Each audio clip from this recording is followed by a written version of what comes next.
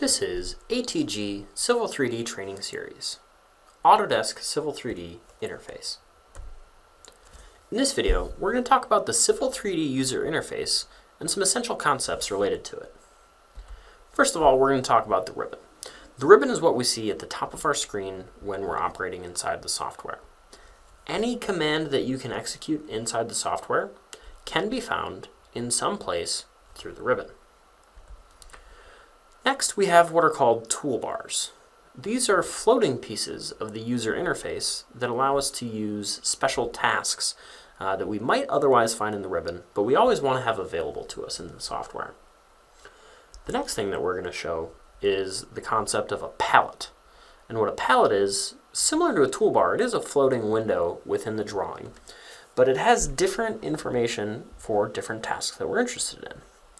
A couple of palettes that we're going to talk about in this video are the Panorama.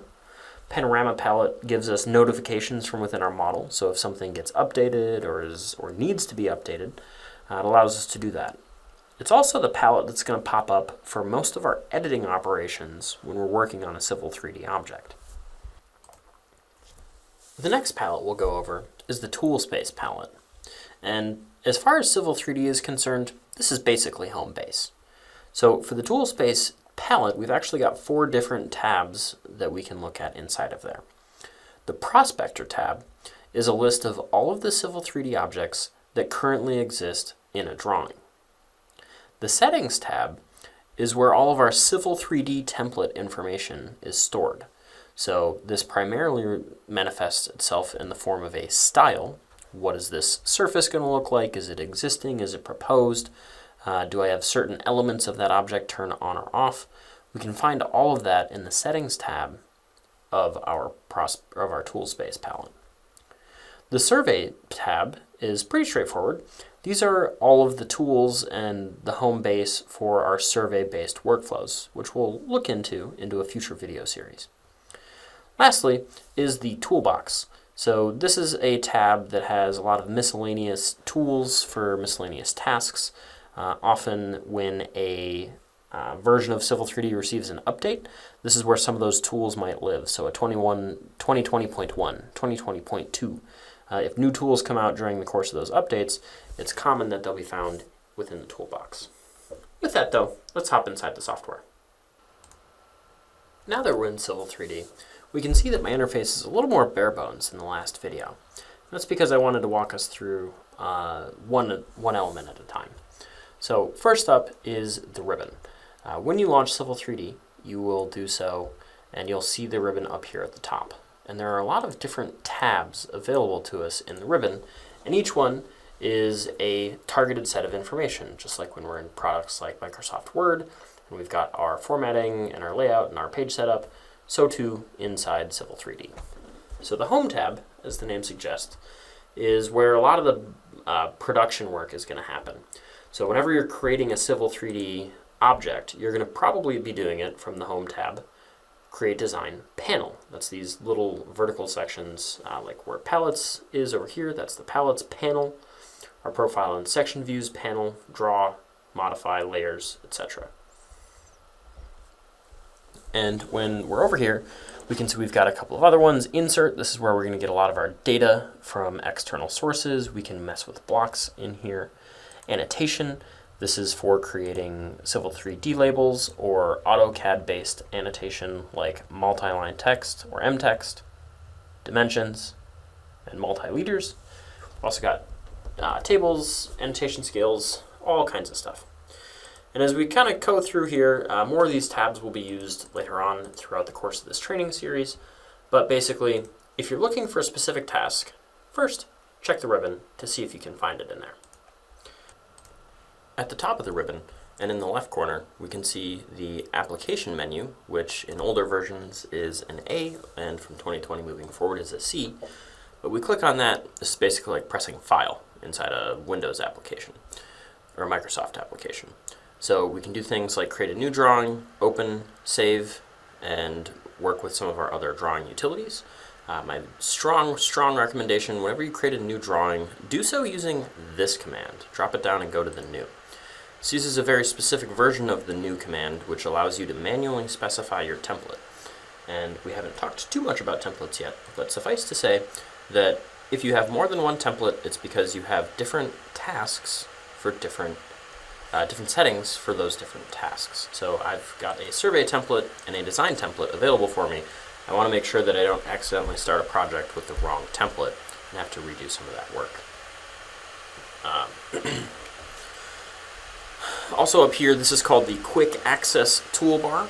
This is where you can go. This is that other version of new. So if I press this there's a setting that I can choose where that'll just automatically define a template for me. I don't prefer that method. But you can use this to open, save, and plot drawings, as well as modify your workspace. And you can even come over here to this drop-down to customize your quick access toolbar. So are there any other commands that you always want to be available up in this part of the ribbon? That's what the quick access toolbar does, and here's how you can customize it. Next, we're going to discuss the toolbars inside the Civil 3D interface. So if I go to the View tab of my ribbon, and I go all the way over to the right to where toolbars are, this is where I can find different information for designing my tasks. Now, when I have my ribbon open, I'm set to the View tab of that ribbon. But a lot of times when I click on something like a Civil 3D Smart Object or a few AutoCAD type objects, my ribbon is automatically going to change when those get highlighted. Sometimes though, I always want to have the same commands available for me to access. That's where toolbars come into play. So for me personally, I'm not going to go through all of these right now, but I really like having the toolbars of Layers and Layers 2 open for me. With these toolbars, I can click on those little multi-dots and start moving them around and put them in my drawing. I like to have them up here on the side, but now I can go through and I can really quickly find an object and I can run a layer isolate command. I can come through here and I can really quickly freeze a layer. And it doesn't matter if I've got a contextual ribbon from something else open, I can just go ahead and freeze whatever object or run those layer commands that I'm interested in. So it's not great to have a bunch of these different toolbars open, but for your favorite sets of commands, it's really handy for being able to come in here and always have access to that information. Next up, we've got the palettes. And the first palette that I want to talk about is Tool Space. And for that, I'm going to switch over to another drawing. And Tool Space is kind of like I said before, the home base of Civil 3D. And in it, we've got 4 main categories or tabs that we can operate. So in this Palettes panel of the Home Ribbon tab, most of that's dominated by Tool Space. These top 4 buttons, these turn on or off the different tabs of your tool space, and they'll always be in the same order: Prospector, Settings, Survey, Toolbox. The Prospector tab is a list of all objects that currently exist inside of a Civil 3D drawing. And when I say objects, I mean Civil 3D objects. So for that, we've got Cogo points, point groups, which organize them, a surface, an alignment, of which profiles are a sub-entity type, feature lines, sites, catchments, pipe networks, pressure networks, corridors, those are our roadway modeling tools, assemblies, and intersections, which are related to that, some survey objects, and then view frame groups, which is a tool for plan and profile production. But I can see here in this drawing that I've got a couple of different objects in here. So I've got my existing surface, I've got a final surface and a datum surface for that roadway modeling tool, the corridor. And I've even got a volume surface, which is going to compare the elevation between 2 other surfaces and do some more math to give you a volume. And so I know that these objects exist, and I have to be able to find them because I can see them in the Prospector tab. Next, we've got our Settings tab. This is where one can go to look at all of the things that would come from a Civil 3D template and perhaps modify those for their needs for a particular file.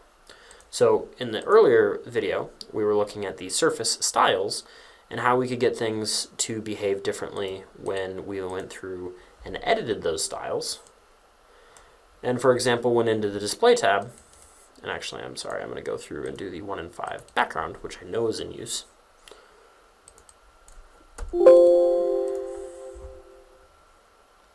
I'm just going to disable all of these different light bulbs, and then I'm not going to see anything because I just went and I modified the style. And I knew to look there because I know that styles always live inside the settings tab.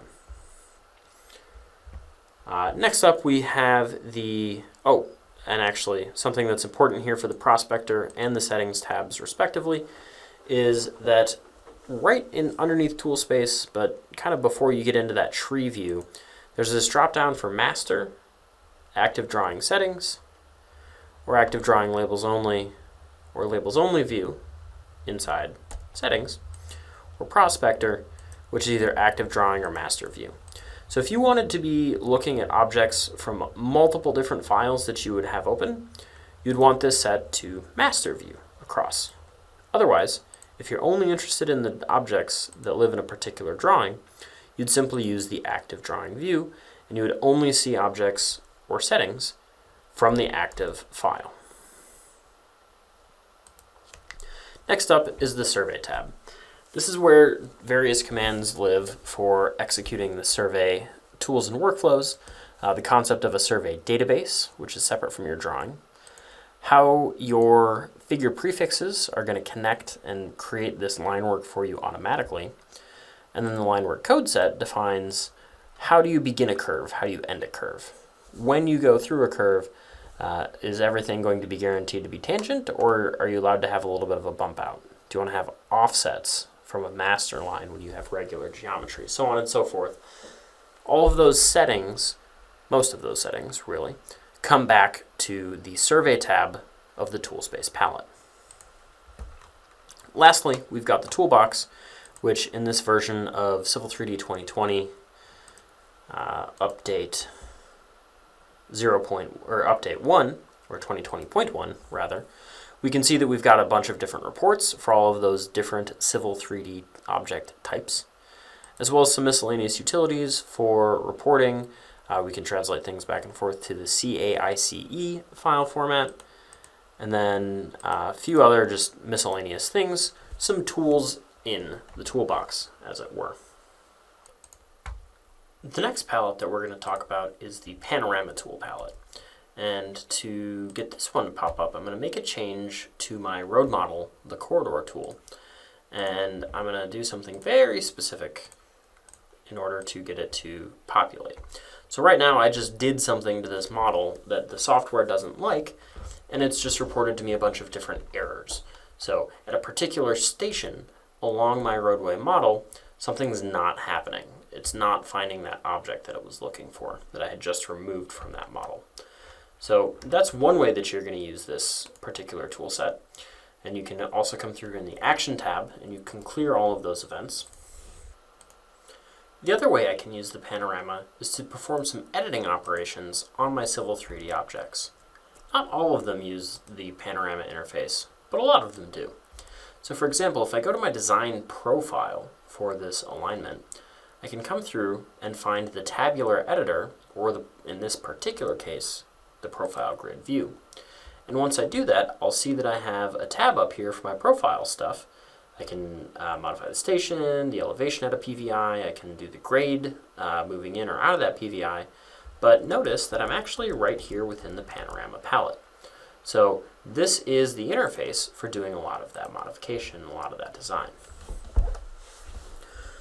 I'm going to continue the conversation about palettes by talking about some of the other ones that we're interested in. Again, we're going back to the Home tab of our ribbon, and we can see actually next to Tool Space we've got two more on the bottom here, but when I click on them, and this turns blue, and it's now activated in my drawing, notice how the Properties palette and the Tool palette don't show up next to the Tool Space. So it can be a little confusing.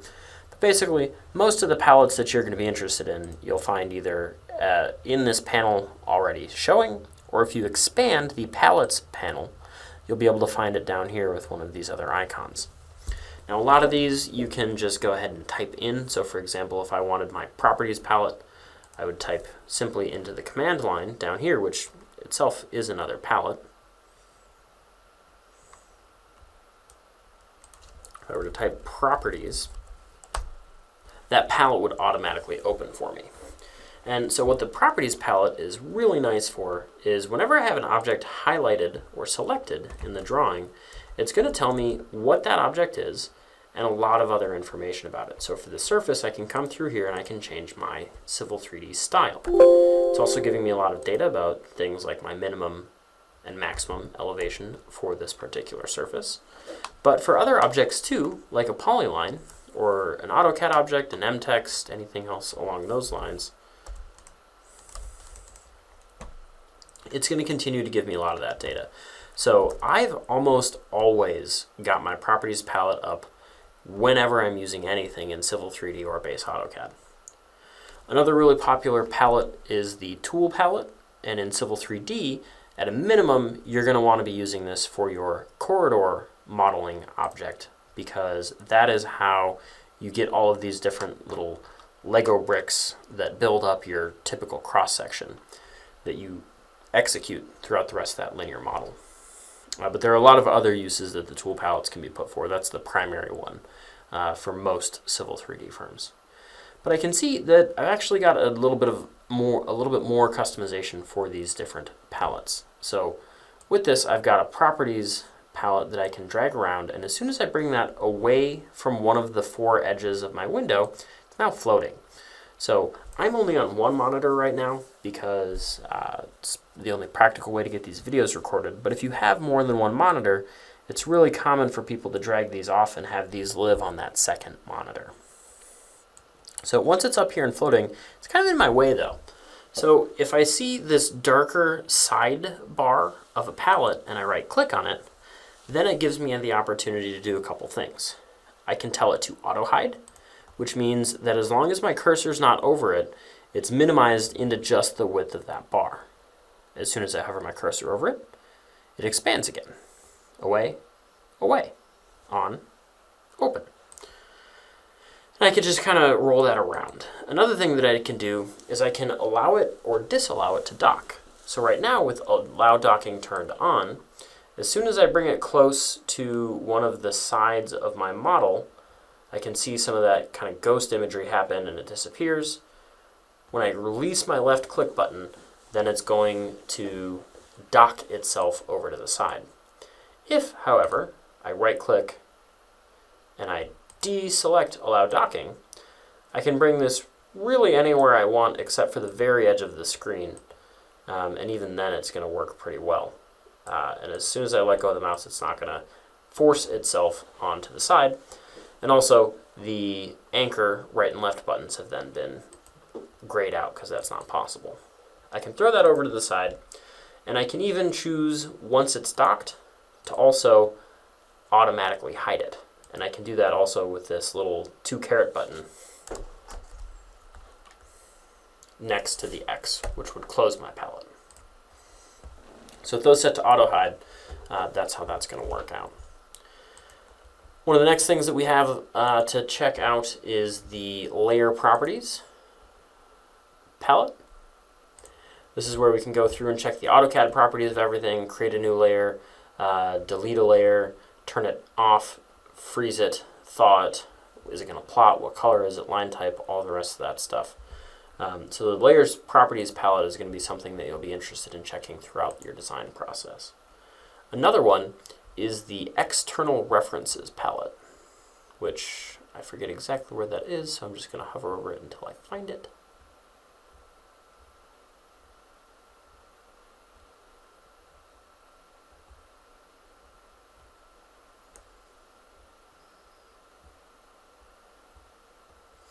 There it is, the clipboard.